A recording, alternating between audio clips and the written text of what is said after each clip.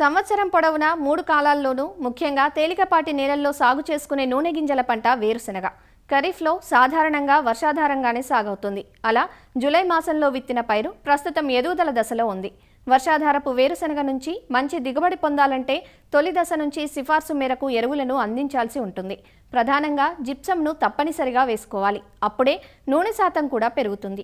భూమిలో తగినంత తేమ ఉన్నప్పుడే పోషకాలు పంటకు అందుతాయి. కాబట్టి ఇప్పుడు కురుస్తున్న వర్షాలను ఉపయోగించుకొని పోషక యాజమాన్యాన్ని పాటిస్తే ఆశించిన దిగుబడులు పొందే అవకాశం ఉందంటూ వివరిస్తున్నారు ఆచార్య ఎన్జీ రంగా వ్యవసాయ విశ్వవిద్యాలయం, శ్రీకాకుళం జిల్లా నైరా వ్యవసాయ కళాశాల మృత్తికా విభాగం అధిపతి డాక్టర్ పి గురుమూర్తి.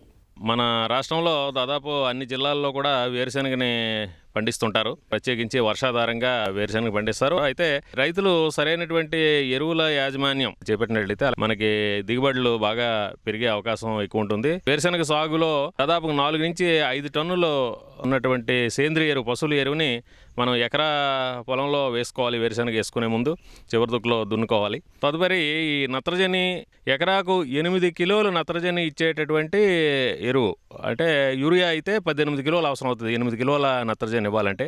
అలాగే భాస్వరం 16 కిలోల భాస్వరం ఇచ్చేటువంటి ఎరువు, అంటే దానికి 100 కిలోలు సింగిల్ సూపర్ ఫాస్ఫేట్ అవసరం అవుతుంది. అలాగే పొటాస్ 20 కేజీలు పొటాస్ అవసరం అవుతుంది.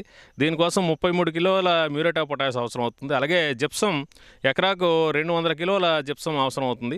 అదేవిధంగా ఎకరాకు 20 కిలోల జింక్ సల్ఫేట్ అవసరం. ఇది ప్రతి 3 పంటలకు ఒకసారి జింక్ సల్ఫేట్ని వేసుకోవాలి చివరి దుక్కులో.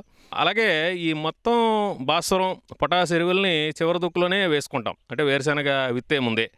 అలాగే వర్షాధార పంటకైతే 8 కిలోల నత్రజని అంటే 18 కిలోల యూరియాని చివరి దుక్కులోనే వేసుకుంటాం. అదే ఈ నీరు తరి ఇచ్చేటటువంటి అవకాశం ఉండేటువంటి పొలాల్లో నత్రజని రెండో దఫాగా పూత దశలో ఒక 9 కిలోల యూరియాని అడిషనల్గా వేసుకుంటాం. అలాగే జిప్సం ఎరువుని పూత దశలో గొప్పి తవ్వే ముందు వేసుకున్నట్టే 35 రోజుల వయసులో ఈ ఎకరాకి 200 కేజీల జిప్సంను బాగా పొడి చేసి మొక్కలు మొదల్లో వీలైతే అవకాశం ఉన్నట్టు వేసి, అలాగే గొప్పి తవ్వేటప్పుడు కూడా మట్టిని మొదలకి ఎగదోయాలి. ఎగదోయడం వల్ల ఏమవుతుందంటే ఈ జిప్సము మట్టి మొదలకి వెళ్ళటం వల్ల గుల్లగా బారి జిప్సంలో కాల్షియం, సల్ఫర్ ఉండడం వల్ల ఊడలో దిగి కాయ పెరగడం, అలాగే ఈ సల్ఫర్ ఏమిటంటే నూనె శాతాన్ని వృద్ధి చేస్తుంది గింజల్లో. సూక్ష్మధాతు లోపాల విషయానికి వస్తే జింక్ లోపం చాలా చోట్ల వేరుశెనగలో కనిపిస్తుంది. ఎక్కడైతే కారి భూములు కానీ నల్లరేగడి భూముల్లో కూడా వేరుశెనగ పండించేటప్పుడు ఈ జింక్ లోప నివారణకు ఎకరాకు 20 కిలోల జింక్ సల్ఫేట్ను